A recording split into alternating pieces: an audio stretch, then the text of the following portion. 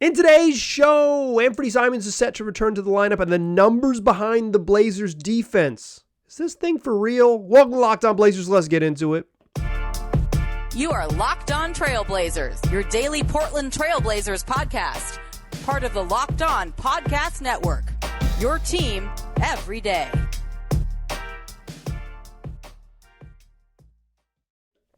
What up, world? It's your past first point guard and Trailblazers reporter Mike Richmond. You are listening to another episode of Locked On Blazers, part of the Locked On Podcast Network, available wherever you get podcasts and also on YouTube. Thanks for making the show your first listen. Coming at you each and every weekday, Monday through Friday. So make it a part of your daily routine. Make it your first listen. Tell your friends to do the same. It's Locked On Blazers, your team every day. Today's show got a fun one for you. You were listening to Wednesday, December 6th show. And this evening, the Blazers play the Warriors in San Francisco. And they're going to get some players back. Specifically, Anfernee Simons looks like he's set to return to the lineup. Talk about that, what it means. Jeremy Grant not going to play and DeAndre Ayton might not play. Seems unlikely. So talk about that a little bit. We'll talk about the Blazers defense. I want to talk about the numbers behind the Blazers defense. It has been a revelation this season that they are a competent and sometimes very good defensive team. So I want to talk about sort of how they're doing it and whether it is sustainable. It's something I've thought a lot about and talked a lot about recently, including as recently yesterday's show with Lamar Hurd. You should go check it out. But we'll talk about that in the second segment, and then to close the show, Blazers got a disabled player exception. I want to talk about how that works and what it looks like and how they might use it. With Robert Williams out, they've been granted a DPE by the league, and we'll talk about what that means and what it looks like to close the show. But first, let's talk who's playing, who's not when the Blazers face the Warriors on Wednesday. Jeremy Grant is out. He's in concussion protocol. Concussion protocol is interesting, right? You can't really give a timeline on it because brains are different. And Jeremy Grant has had a couple concussions last year, was in the protocol twice. So you just want him to get right, and we won't know what that looks like. And I'm not even 100% sure that all of the hurdles are totally clear for him to, like, the test he has to pass to be cleared to play. But he will not play on Wednesday after leaving the game on Sunday on Saturday evening with about 8.5 minutes left. Took a hit to the jaw head area, and it was just a scary fall and stayed down. It was a scary moment. So we hope here at Locked On Blazers, we hope Jeremy Grant gets right, but he is not going to play on Wednesday evening. DeAndre Ayton is listed as doubtful with right knee soreness. Like the technical doubtful designation is he has a 25% chance to play. We shall see. But that's a bummer because he's, the DA is such a big part of what they do, and they do not have a lot of center depth on the team. They're going to have to play small. The Warriors don't play super big after Kevon Looney sits down, so it's not a huge deal against Golden State. But, you want to be healthy. You want your best players to play, and DA is certainly one of the Blazers' best players this season, so doubtful with right knee soreness. But the big one, Anfernee Simons set to return. He is listed officially as questionable, but I will note that when Scoot Henderson returned after missing 9 games, he got listed as questionable, then he played, and it was pretty clear he was going to play when they gave him the questionable tag. When Malcolm Brogdon missed 5 games and then he returned from the injured list, he moved from out to questionable. Questionable seems to be the designation that the Blazers are now using this year to mean he's going to play. He's going to play after an extended absence. Anfernee Simons comes back. He was supposed to be out, roughly 6 weeks, which would have been, 4 or 5 days from now, and looking like the middle of December was a return. So I think this is good news that he's back. He returned to practice what appeared to be fully. The Blazers put out a video of him practicing on their social media, on their social channels. So if they're showing him like what appeared, it's like freaking YouTube clips or whatever. I mean, Instagram clips or whatever. So it's not maybe the best judge of health, but like playing with the regulars and looking like Anfernee Simons for the most part in the little clips that you saw. Seems like he's going to play. And Chauncey Billups told reporters on Monday that he was, hopeful that if Simons would play in the very next game, and now he's listed as questionable. So that looks like Ant's going to play. At this point, it would be surprising if he didn't. So that's good because the Blazers They need his dynamic on offense. They need what he does. The shooting, the ability to run pick and rolls, the ability to draw defenses out away from the rim because of the way he can shoot off the dribble. He's going to get attention. He's probably the only player on the team that's going to consistently draw a double team coming off screens. And I don't know if Ant's going to get double team every time he has the ball coming off screens, but if there's anyone you're going to send two to the ball for, it's Ant. So that helps. It's going to add some confusion. Let's real quick. Let me just guess on the starters. I believe Anfernee Simons had a thumb injury. He's returning from a ligament tear in his thumb. I'm not a doctor. I'm a podcaster. And even in my real job, I'm not a doctor. But I don't think hand injuries are the type of thing that would cause you to have a minutes restriction, because when your hand is injured, you can still run around and keep your wind, right? And keep your cardio up and do workouts and do all of those things. So I don't imagine that Simons would have a minutes restriction, but I'm not a doctor. Maybe he will. I don't know. And maybe it's just the difference in running around in the gym and getting through practice is not an NBA game, and you don't want to overtax him and play him 36 minutes in first game back. So maybe they hold him to 30 or whatever. But I can't imagine that he's going to play 25. I think he's going to play 30 plus because they're going to need him. My guess for who starts is Anfernee Simons, Shaedon Sharpe, Matisse Thybulle, Toumani Camara, and Duop Reath. With no Jeremy Grant, I assume the Blazers will move Toumani to 4 and slide Matisse Thybulle into the starting lineup. I don't think they would start 3 guards with Shaedon Sharpe at the 3. I think their identity has been to be big and to put good defenders on the court. More on that in the second segment. So I think they'll stick with that. I think that's what they'll do. And Reath is just their healthy and available center. Moses Brown, I assume, will be active on this game. That's what he does. But I can't imagine he gets burned. I think they'll go small in the second unit with the Jabari Walker and Toumani Camara front line. Maybe this is a game where Chris Murray plays. We shall see, but maybe it's a game where they just play the guards, right? And the challenge with Anfernee Simons returning is that there's only 96 minutes for point guard and shooting guard sized people to play. So it means that if you're going to get Anfernee Simons and you're getting Shaedon Sharpe and you're getting Malcolm Brogdon and you're going to get Scoot Henderson on the court and 3 of those guys, Brogdon and Shea and Ants, really need to, if the Blazers are going to be competitive in games, need to play a bunch of minutes, right? Need to play 30 plus. Competitive doesn't matter as much to me. I'd rather have Scoot play more than Malcolm Brogdon, but I'm not the coach, and I'm not getting. If the Blazers were to lose, my job is not on the line for sure. So, and it would be weird if Scoot's minutes get cut into the teens. That's not a good look for sort of the development of the franchise. So to find minutes for all 4 of them, Shaedon Sharpe has to play some of the 3. It's made simpler by the fact you're missing Jeremy Grant because he's just going to have to play the 3 anyways because you're going to need those minutes. It strikes me that you are worse on defense when you are playing Shaedon at the 3 and 2 smaller guards. And that the Blazers' identity has been that they've had plus length at those wing spots. Even Matisse Thybulle is not super tall, but he's really long and he makes up for it by being a great defensive playmaker.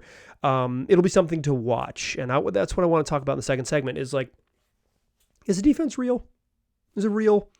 They're clearly improved on defense, but is this thing they're an above average defense right now? Is that going to stick? And they're going to spend all year in that spot? I will share some numbers to know and reasons to be hopeful and maybe some reasons to be skeptical as well in the second segment. But before we do that, I want to tell you about building a championship team. That's right. It's eBay Motors. And my man, Joshy, our partners at eBay Motors have teamed up with Locked On Fantasy Basketball host Josh Lloyd.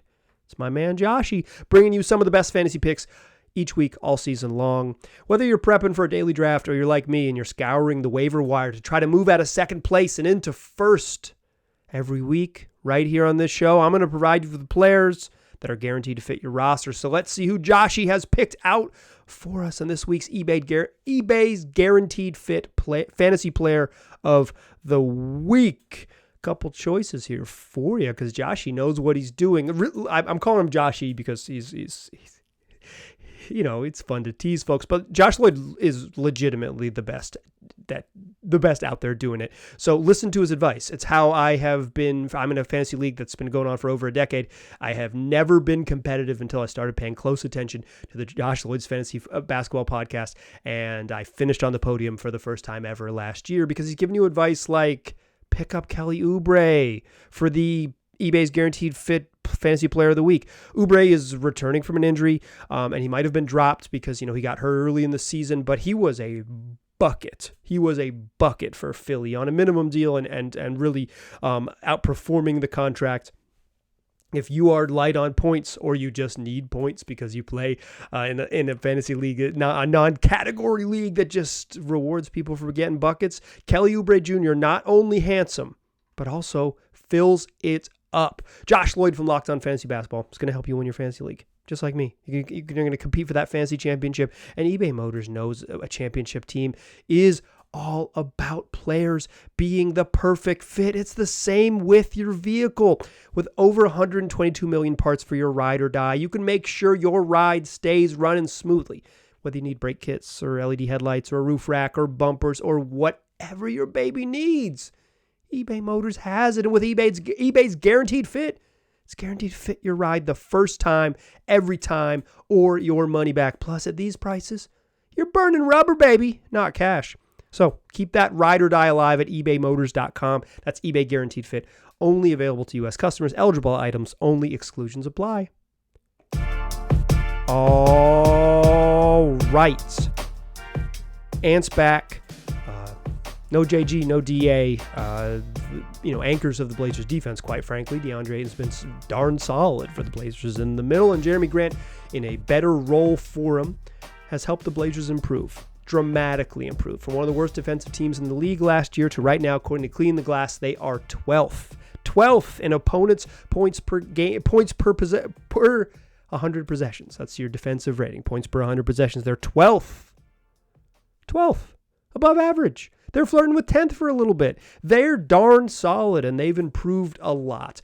And yesterday's show, if you haven't listened to it, Lamar Hurd, Trailblazers television analyst, H-Town's finest, was on the program. We kind of talked a bunch about the defense. And Lamar is really a believer that this team can continue to be highly competitive on that end. And I told him that I have been skeptical of whether they could stay there. And not that I think they suck actually, because I don't think the world needs you to pick a side like that.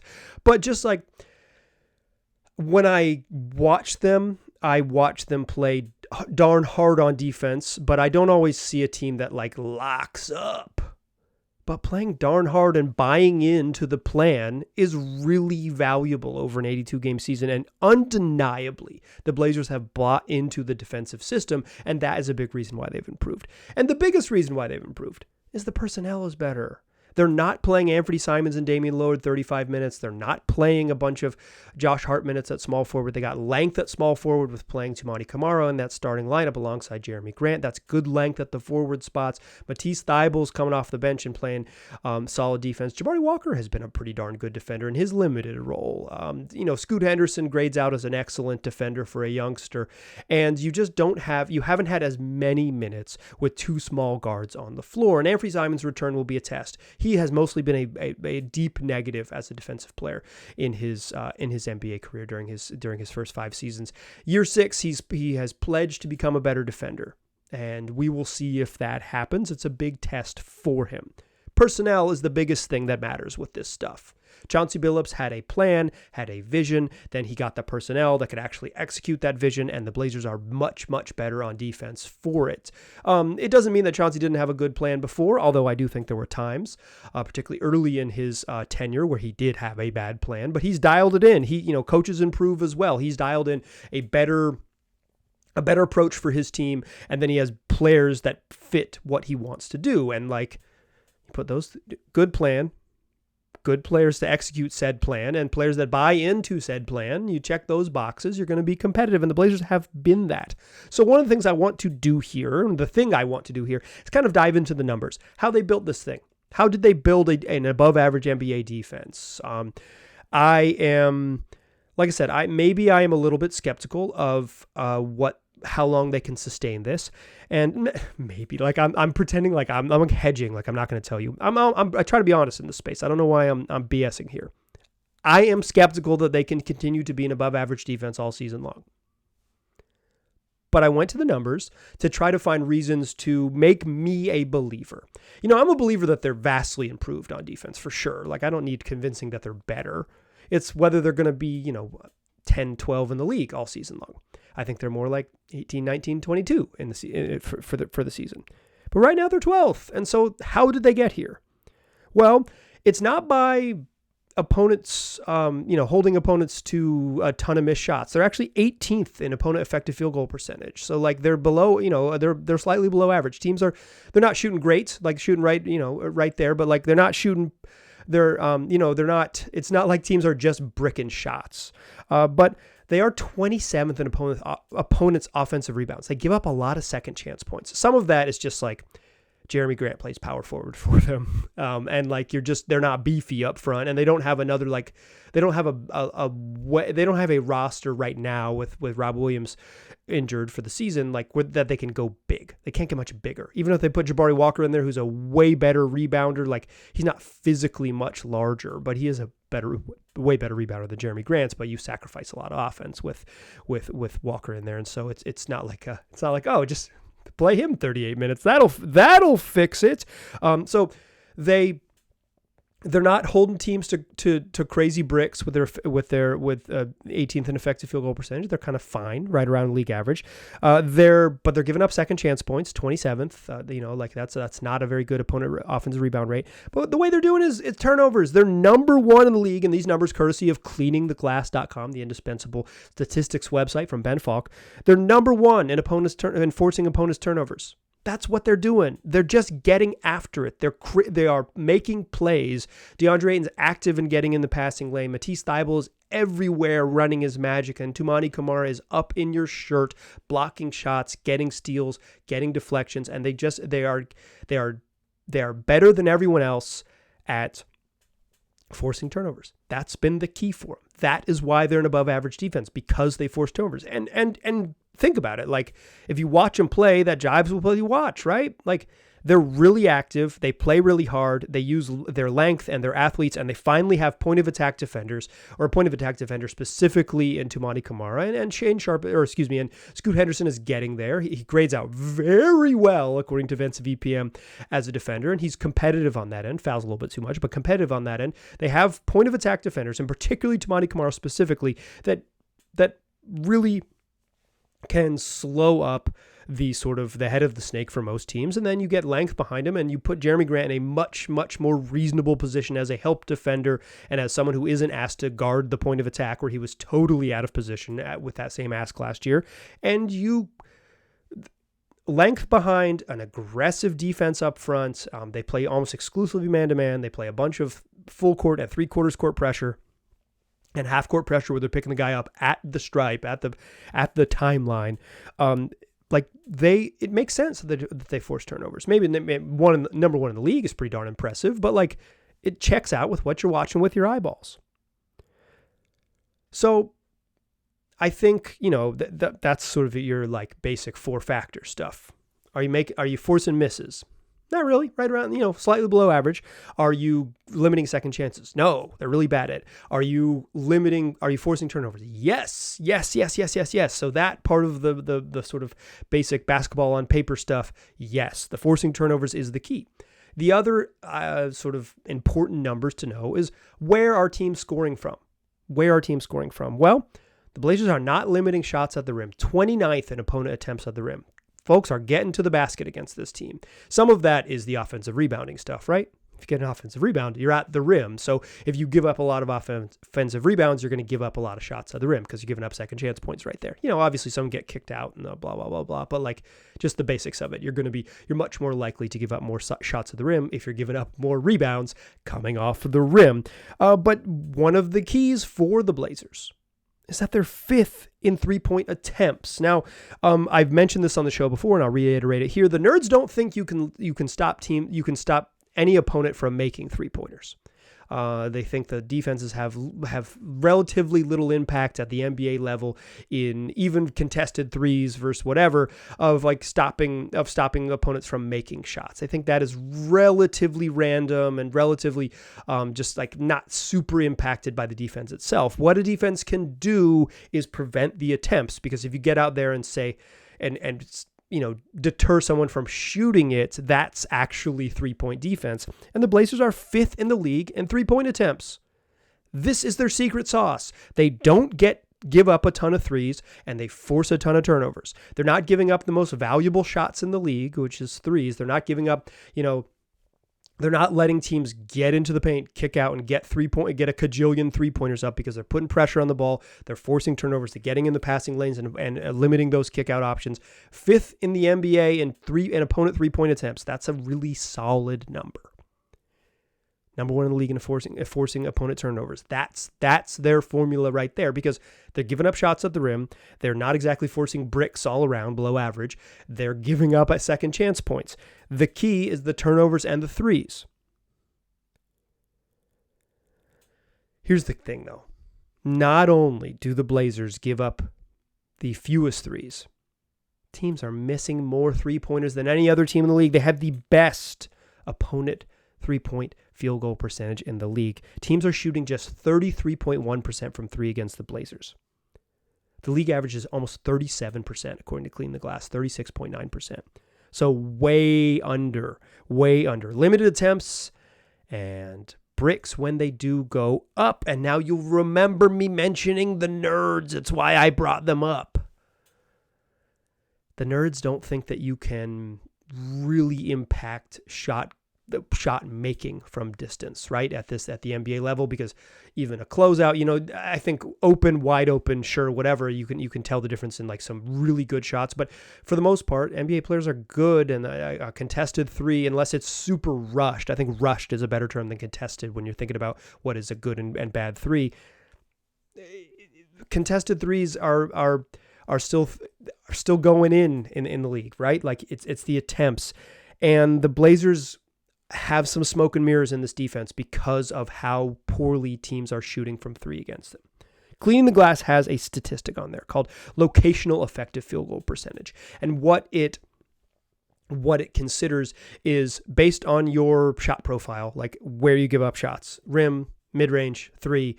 What if teams just shot league average from there? What would your effective field goal percentage, like defensive effective field goal percentage, be? Effective field goal percentage is factoring in that 3-pointers are worth 50% more. So it's the value of threes instead of just raw field goal percentage. So locational effective field goal percentage. What if your opponents just shot the league average? What if they just had an average night every night? The Blazers are 27th in locational effective field goal percentage. If you give up all those rim attempts and you give up second chance points, and you have had through the first 19 games, teams miss more threes than is typical based on the league average. If all things were equal, like literally if all things were average, the Blazers would, instead of be 18th in effective field goal percentage, all the way down to 27th, which means they'd be giving up a lot. Teams would just be shooting way better. Just based on their defensive shot profile, they'd be giving up more points. They'd be giving up better. They'd be giving up, teams would be getting buckets against them based on how they play.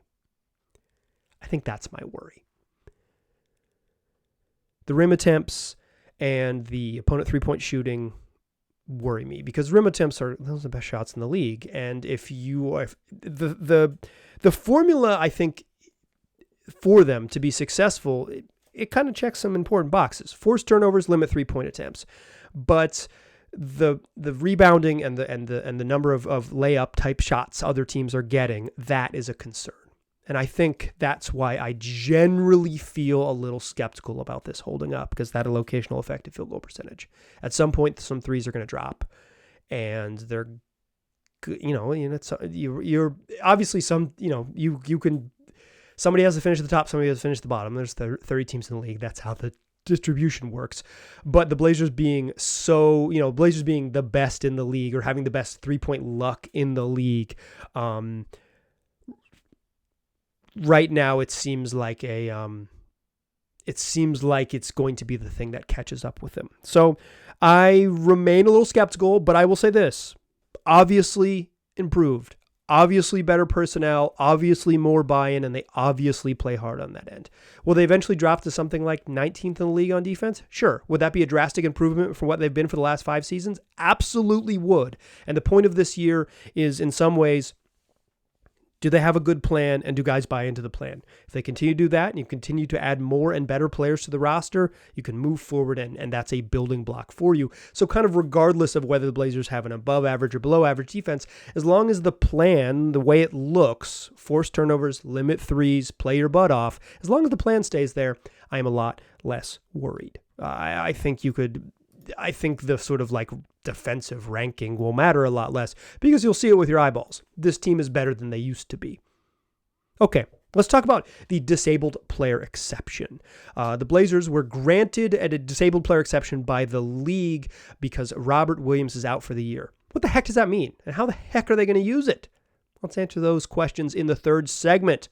But first, let's talk last-minute tickets. There's no better place to get last-minute tickets than Gametime. Blazers are back after a couple weeks out on the road, a long road trip.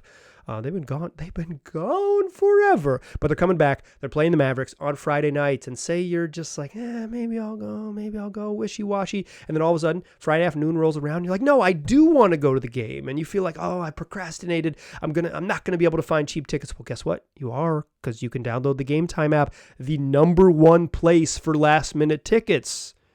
It's where I go to get my last-minute tickets, and it's where you can go too. I like it because it is straightforward and super simple. And I think you'll like it for those exact same reasons. So say you're trying to find tickets to a Blazer game. You pull the app up on your phone, you search Blazers, you click on the game that you want to go to. It pulls up a map of the arena. You can see right there where you're going to sit, and what you see is what you get pricing-wise. Whatever the price says on the screen, that's what you're going to pay at checkout. And in 4 clicks, you got tickets, and they're emailed right to you.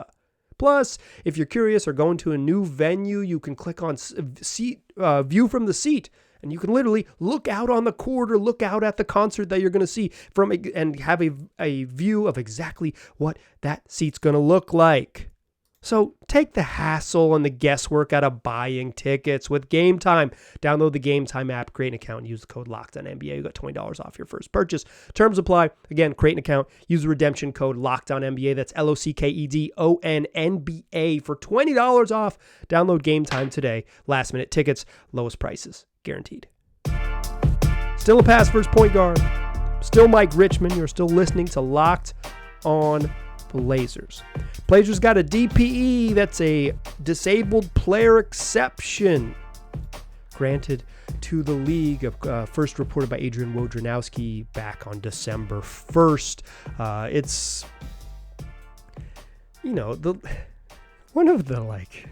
one of the kind of silly things about if you're really going to get into the NBA is you basically need to understand contract law. So I am not a CBA expert, nor do I disguise myself as one, but let me try to get you up to speed on what exactly disabled player exception is. It is an exception that is worth, it's based on the players who's injured salary, and it can be up to the mid-level, the taxpayer mid-level exception, which is just basically there is a threshold that you can get, and you get a little bit of money, and it is not an open roster spot, and it is not cap relief or anything like that. It's just a vehicle you can use to get a new player should you want to use it. The Blazers have been granted a $5.8 million DPE that they have to use by March 10th or it expires. The thing is, the Blazers, A, have a full roster, 15 players under contract currently, and B, they already got some vehicles to add players if they really wanted to. They didn't touch their biannual exception. They didn't touch their mid-level exception. If there were a player out there that they wanted to pay to join the roster, they could have done it all of July and all of August. And if any player were to be waived or just to be on the scrap heap now and you wanted to pay them more than the minimum, they could just go pay them. They have the mid-level exception. They could pay them actually a great deal of money if they chose to do so. They sat out free agency for a variety of reasons, mostly because they were committed to a rebuild. And even if they were lying about it for a brief period of the offseason, but they were committed to it. So what is the DP, like how is the DP going to come into play? The safe bet is it's not. That's the most likely scenario, is that they won't use it. So, Mike, why do they get it? What the heck? You get it because it's the right thing to do. If a player is out for the rest of the season, you ask the league, hey, we would like to apply for a DP, a disabled player exception, and the league grants it because Robert Williams is going to miss the remainder of the season. You're just doing your due diligence. You're making sure you have all the tools at your disposal because if anything comes up, you want to be able to have it. The second most likely way that they're going to use it is in a trade. Like I said, the Blazers have 15 players on the roster. You know, Moses Brown has a guarantee date of January. I believe January 10th is for fully guaranteed across the league, and Moses Brown falls. The last date it can be for across the league is January 10th. And Brown is just like, he doesn't play, and he has his contract is basically week to week. So at this point, he's been given his guaranteed money, got $750,000, get the bag, Big Mo. But like, if they were going to waive someone, it would be him. But again, if they need to sign a free agent, they could just do it with the biannual, with the mid-level exception money. They have the money there to do it. They're also $3.5 million shy of the tax line. They are certainly not going to become a tax team this year. So the number one way they're going to use the DP is in a trade. When the Blazers do make a trade, and they're going to make a trade this year, and they're probably going to trade Malcolm Brogdon because of the aforementioned earlier in this episode, crowd in the backcourt, a little bit crowded in the backcourt. It's not a crisis, but it's a thing, and eventually they need to kind of clean that up one way or another, and Brogdon is the most likely candidate to be traded for a variety of reasons. One, he's good. Two, they have a bunch of other younger players, and they're committed to being a little bit younger for the foreseeable future and building with that youth. So say they trade Malcolm Brogdon, they got to make up some money, right? $22 million is about what he's making this year. So you're going to receive back $22 million, but the other team also wants to send you a player making $5 million. Well, you can use that disabled player exception to absorb their money, in a trade in a way that where you would not have to match salary using a player. So basically, this is like why you need contract law. It's like basically it would allow you to make an unbalanced trade and absorb a player making a little bit of money, the way the Blazers traded and had a trade exception that they used to acquire Jeremy Grant, where they didn't send balanced money. They just absorbed him into a trade exception that they had created exactly to absorb Jeremy Grant. So I think the most likely thing that happens with the DP is nothing. And the second most likely is that when the Blazers get to the trade deadline, they'll be able to take on a little bit more money while staying below the tax line to facilitate some trades, facilitate multiple trades that will allow them to help, take a unwanted salary off a team that would allow them to get more out of a deal or to make a deal happen. I believe the DP only allows you to trade for a player in the final year of his contract. So it would be, someone entering free agency anyways. Take a flyer on them for the final 25 games. And if they're part of the plan, they are great. And if they're not part of the plan, that's fine too. That's what's going to happen with the DPE. That is today's show. I appreciate you listening. Let's do it again tomorrow, shall we? Blazers play the Warriors tonight. They play the Warriors in San Francisco. Tomorrow's show will be a recap of that game. And then Friday's show, we're going to check in on the Rip City Remix. And Devon Pouncey, television analyst for their Remix, is going to join the program. We're going to talk about what the Blazers have been doing down in the G League, including draft pick Ryan Rupert, who's kind of been balling for the Remix. So don't miss those shows Thursday and Friday. What we do it, that's what we do. I mean, that's what we do and how we do it and what we do it, I guess. 5 days a week, wherever you get podcasts, also on YouTube. Tell your friends about the program. I appreciate you listening. I'll talk to you soon.